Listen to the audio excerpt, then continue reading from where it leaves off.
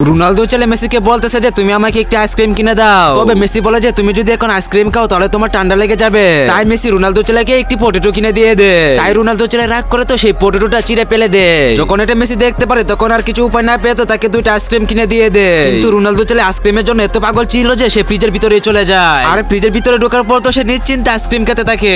কিন্তু অন্যদিকে তো মেসি বাজার করে তো সে বাড়ির দিকে রওনা হয়ে যায়। আর এদিকে তো রাত হয়ে যাচ্ছিল, যার কারণে দেখতে পায় যে ম্যানেজার দোকান বন্ধ করে চলে যাচ্ছিল। অন্যদিকে তো রোনালদো ছেলে ফ্রিজের মধ্যে বসে থেকে তো সে বরফ হয়ে যাচ্ছিল। মেসি যখন রাস্তায় অর্ধেকটা পার হয়ে যায় তখন তো মনে করে রোনালদো ছেলের কথা। তাই তো তখন সে দৌড়ে চলে যায় সেই মার্কেটের মধ্যে। তারপরে রোনালদো ছেলের সাথে কি হয়েছিল চলুন দেখে আসি। আচ্ছা, তোমরা কাকে বেশি ভালোবাসো, রোনালদো, নেইমার নাকি মেসিকে? কমেন্ট করে দেখিয়ে দাও কার পাওয়ার করতে বেশি। কিন্তু যারা আল্লাহকে ভালোবাসো তারা এই ভিডিওতে একটি লাইক দিয়ে চ্যানেলটিকে সাবস্ক্রাইব করে দাও। তারপরে দেখতে পাই যে মেসি দৌড়ে গিয়ে সেই দোকানের কাজগুলো ভেঙে তো রোনালদো ছেলেকে উদ্ধার করে নিয়ে আসে। কিন্তু দেখতে পাই যে রোনালদো ছেলে তো বরফ হয়ে যায়। তারপরে মেসি গরম পানি করে তো রোনালদো ছেলের উপর ঢেলে দেয়, যার কারণে দেখতে পাই যে রোনালদো ছেলে বরফটা ভেঙে যায়। আর এদিকে তো রোনালদো ছেলেকে ধরে তো মেসি খুব কান্না করতেছে, কারণ তাকে খেয়াল রাখতে পারে নাই।